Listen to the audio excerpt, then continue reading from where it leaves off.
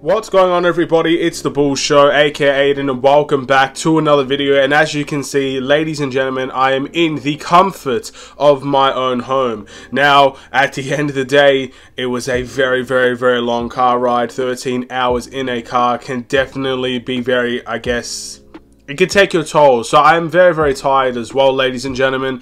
But I did want to bring you guys a video. As per usual, I always want to bring you guys a video. I kind of want to discuss a Chicago Bulls weekly, to be honest. And you might be thinking, well, it's right towards the end of a week and the beginning of another week. Are you sure this is the best time to do it? Well, essentially, if I don't do it now, then the Brooklyn Nets game is going to be completely forgotten about in terms of Bulls Weekly. So I kind of just wanted to sum up all my Bulls thoughts and opinions in the upcoming week now. It's going to be a shorter Bulls Weekly because there's no awards to give and everything in between. So I think this is the perfect time. Before we get started, please like and subscribe to the Bulls Show, turn notifications on, and let me know in the comments below your thoughts about the Chicago Bulls and I guess the upcoming week and the upcoming, I guess, 5 games I think we've got to look forward to in terms of this Bulls Weekly period. Are you excited to see those 5 games? And again, 5 very important games for us. Again, it looks like the Bulls have picked a direction, and that direction is to compete. Whether that's the right or wrong decision, that's what they've decided to do. So in order to see us compete, you have to win some of these games, and I think that's where our minds will be focused on heading into the rest of, I guess, this season. So there is a lot to look forward to, but I also feel like I haven't mentioned a lot about the All-Star break and mentioned anything about the All-Star events, and I think at the end of the day, as an NBA fan, I think it's important to discuss these things. And I've got to be honest, I said it, I kind of already gave you a hint of what my plans were during this All-Star break. I just did not watch any basketball. I did not watch the All-Star game, did not watch the Rising Stars game, I did not watch the skills challenges, I didn't watch the 3-point contest. I did see some highlights of the dunk contest because, again, that seems to be what anybody can talk about at the moment. But yeah, I didn't watch any of these things. And the more that I think about it, the more I'm really starting to dislike the All-Star break in many ways. Because I just don't think it's very competitive. And again, I understand it's meant to be a time for fun and entertainment. It's more about the entertainment factor than it is about the competitive spirit. But I've got to be honest, if I wanted to see good players suck and not necessarily try, I would watch the Bulls every game. That's just what I've been doing all season. So to see an All-Star game in which I didn't watch it, but I saw people say that that's not basketball. I saw Jaylen Brown say that it was basically just an open layup line and there was no real competitive spirit in the game. And apparently this one was one of the worst ones in the entire NBA. And it just makes me thankful I didn't watch it. Now I'm going to support DeMar, I'm going to support Ayo and say congratulations to them for representing the Bulls in that weekend and everything in between. But in my opinion, that the All-Star weekend for me is, I guess, switch off of basketball mode for me. That's kind of how I see, and that's what I took the opportunity to do, which is why I didn't mention the All-Star game. I didn't mention anything about the All-Stars in relation to before and after, and the first time I'm bringing it up is now. I think the All-Star weekend, in my opinion, is just not good, and I'd rather see competitive basketball. And to be honest, the All-Star break, the All-Star game, it just isn't competitive. It's only competitive in one quarter at best. And again, if I just wanted to see good players not try, I would watch the Bulls, because at least there's emotion attached to the Bulls, and there's not a lot of emotion attached to the All-Star weekend in my eyes, at least. So unpopular opinion, I guess. Look, I know so many people watch the All-Star weekend. I know so many people have a lot of excitement. Again, I've seen a lot of people talk about how important the All-Star weekend is. And again, just getting a lot of celebrities in, just getting a lot of revenue for the NBA, just getting a weekend where you can celebrate basketball. And I get all of that. It makes sense. And I'm not saying the All-Star weekend should never happen. I just want it to be more competitive, and until I see competitiveness out of the All-Star game and just in general in all of the games and all the skill modes and skills and everything like that, that's when I'll be more intrigued to watch it. Will I watch it again? I'll probably end up watching it at some point next year, the year after, maybe. But I'm definitely not watching this one. I'm not going to go back and watch it.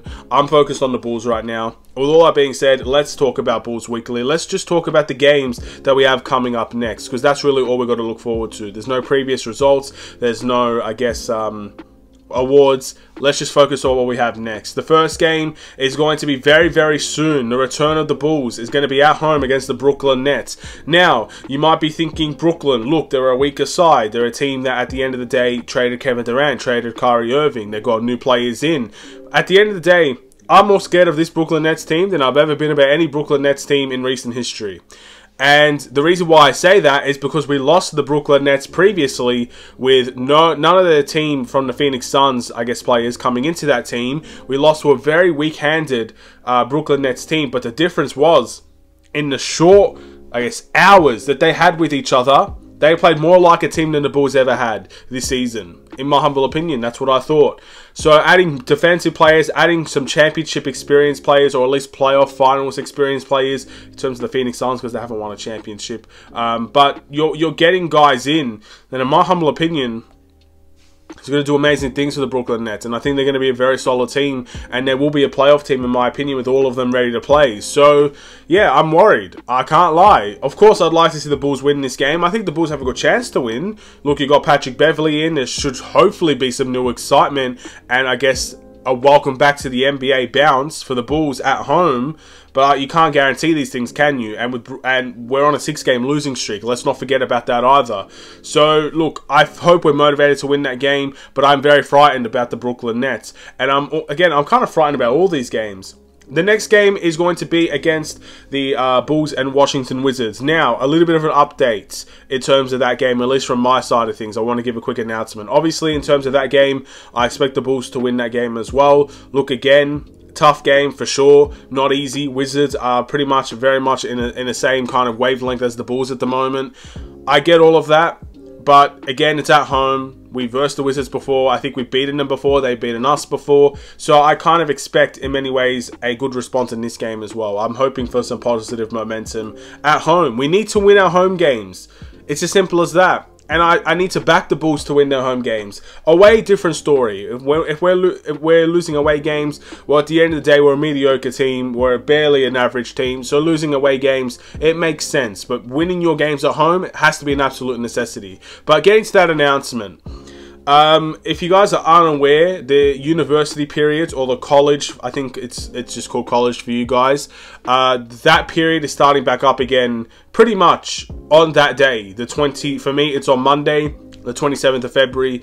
My university is back up and running, and I'm going to be attending some classes again, as per usual. And this is going to be my final 6 months, so congratulations to me on that. Well, hopefully it will be, at least, if I don't fail anything.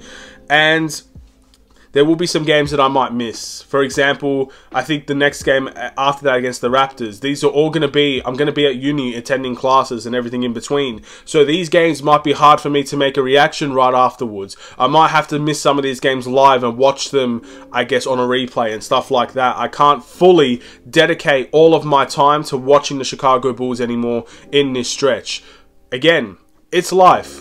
We all have jobs. Some of us have jobs at least. We all have other things we got to attend to. Not every game can be obtainable to watch all 82 games of the season.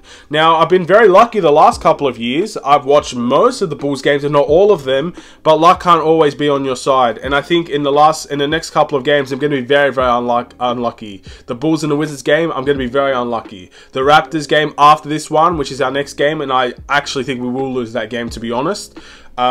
That's going to be very unlucky, and everything in between. So those are the two games that I might have to miss out on, unfortunately, live at least. Will I watch them? Yes, I will go back and watch them. And I'm very, very good at not knowing the scores of games because I don't check social media. YouTube is really the only thing that I primarily focus on. I'm not really I guess, big on Facebook, big on Instagram or TikTok or Twitter. I use them for, again, just to upload random stuff, but I very rarely actually check them. So I'm going to be very good at that. I'm going to basically pretend these games are live even when they're not. So yeah, I'm excited for that, obviously. And you can skip the timeouts and stuff. That'll be very, very good.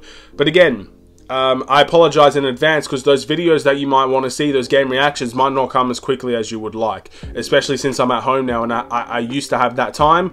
With university, I don't have that time anymore.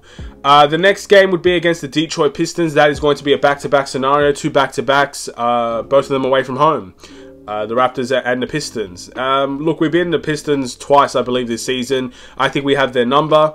I think that, look, all these teams are going to look fairly different. So I can't say for sure we should be the favourites or we shouldn't be the favourites to win these games. Detroit has made some moves as well. So look, I expect the Bulls to be the favourites, of course, but you can never truly know, can you? And it's something we're going to have to wait and see about as well. And then a big game. A very big game. The Chicago Bulls and the Phoenix Suns at home. I'm assuming Kevin Durant will be available to play that game. That's good. Again, I'm not sure how many games they're going to have before this to get to know each other well and to gel together, but that is a scary team that we're going to be versing. Again, the Phoenix Suns. We say it with the Brooklyn Nets all the time. Any team with Kevin Durant in the team is a scary team. But now, it's going to be a team with Chris Paul, one of the best point guards to ever step foot in the NBA. Even if he's not at his top level, he's still at a very high level. Devin Booker, arguably the best shooting guard in the NBA today. Donovan Mitchell might have something to say about that. I don't think Zach LaVine will have anything to say about that this season, unfortunately. But again, a very, very, very good shooting guard. And Kevin Durant, one of the best players in the world. There's no other way to put it. Yes, you can question his attitude. You can say he's toxic. I don't care what you say about Kevin Durant. He's one of the best players in the world today. He's one of the greatest players we've ever seen play the game of basketball. And in a new environment, with new excitement, and obviously more threats that we've got to focus on now, if they could get their stuff in order quickly, we will be in for a very, very hellish experience. With DeAndre Ayton as well. Let's not forget about DeAndre Ayton. He's still there. He may not want to be there, but he's there. And he could be a big threat for them as well. So look, it's going to be a difficult game, that one. Especially if all of them are going to play. But even if Kevin Durant doesn't play, we've lost to Phoenix. I think we got smacked by Phoenix, if I'm not mistaken. Devin Booker dropped 50 points against us. Yes, I'm starting to recollect these things. So yeah, that's a hard game. I can't see the Bulls winning that. I can't see the Bulls winning. Look, again, I'll be surprised. I wouldn't necessarily be stunned. Maybe Patrick Beverley can have his best game of his entire career and lock down everybody on that team. That would be nice. That's what he's there for at the end of the day. But we'll see. I can't see us winning that game against Phoenix. I just think they're going to be too good overall. But we'll wait and see. And that's the Bulls Weekly for you guys. I want to thank you for watching. Please like and subscribe if you're new. Again, I apologize if the energy wasn't necessarily there. Again, I think maybe you could tell. It's taking a toll on me. I can't wait to get to sleep. But obviously, still needed to give a video for you guys. I'd feel guilty if I didn't. Anyway, have a wonderful and safe day. I'll see you in the next one. Stay safe, stay healthy, stay tuned for more. Take care and peace.